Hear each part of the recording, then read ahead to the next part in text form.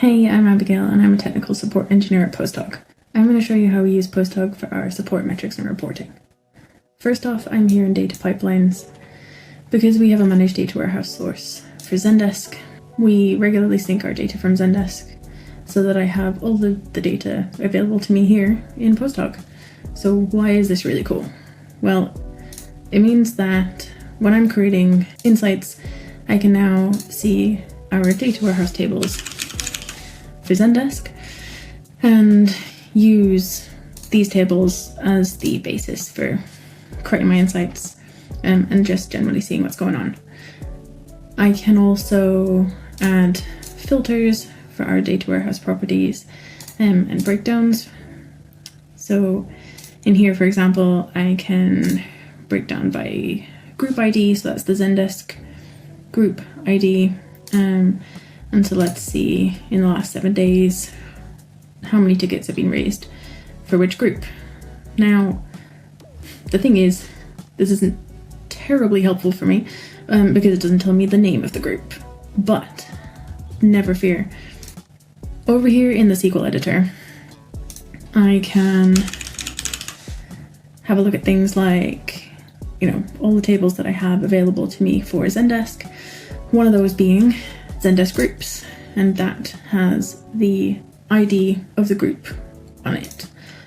What that means is here in tickets, where I've got group ID, what I can actually do is create a join onto this table, add join, and put the join for group ID and say that I want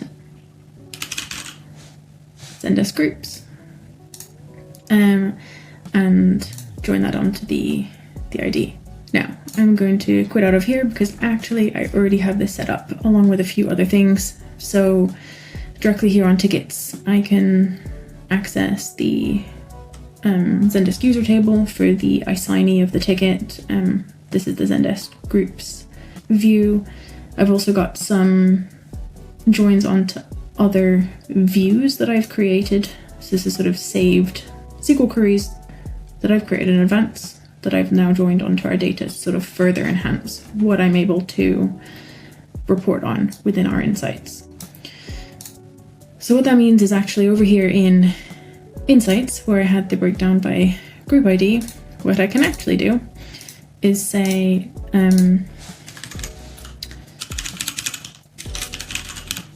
Zendesk groups.group ID. And I can do that because, it's not group ID, it's ID.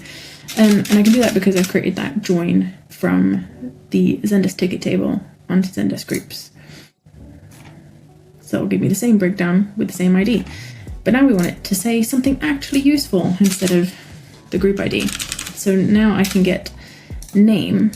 So this gives me a slightly more human-readable, friendly naming, you can see that, to the breakdown of my tickets.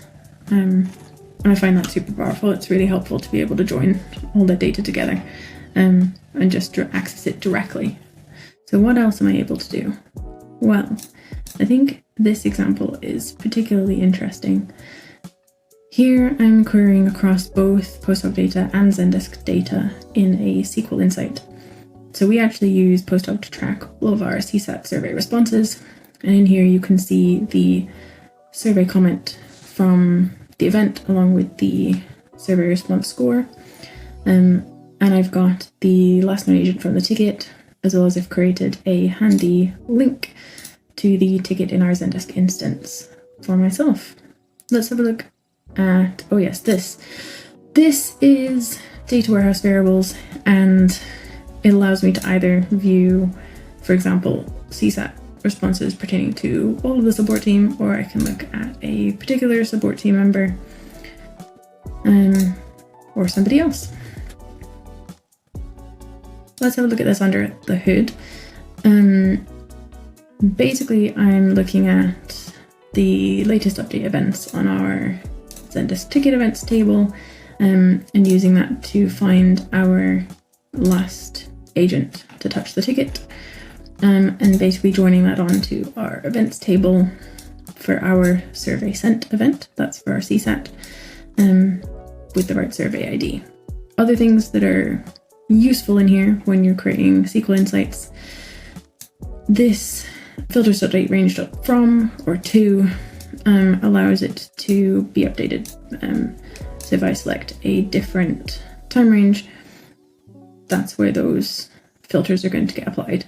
What else? This is where the variables are being applied from the data warehouse variables.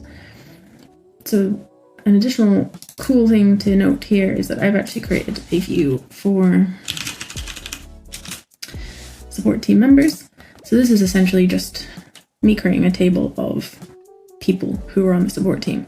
And it means that I can just update this table in the future instead of any insight where I'm using support team members as a filter that I'm interested in.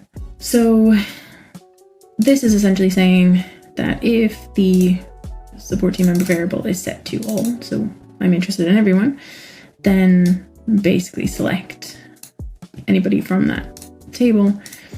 Otherwise, only where the last known agent is the support team member who's selected.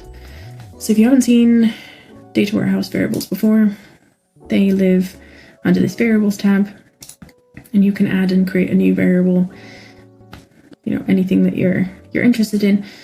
In my case, it's a list drop down, and you can edit those through here as well. So if I apply new values, they are the new values that will be available to me. Cool. Those are sort of the quick tips and tricks that I have for you. That is only the tip of the iceberg though, really, because I create various different dashboards for all of our support metrics, sort of response times, CSATs, what our backlog looks like, etc. And I also have things like detailed SLA breakdowns, overtime, etc. So basically, use data warehouse tables and the sky is the limit.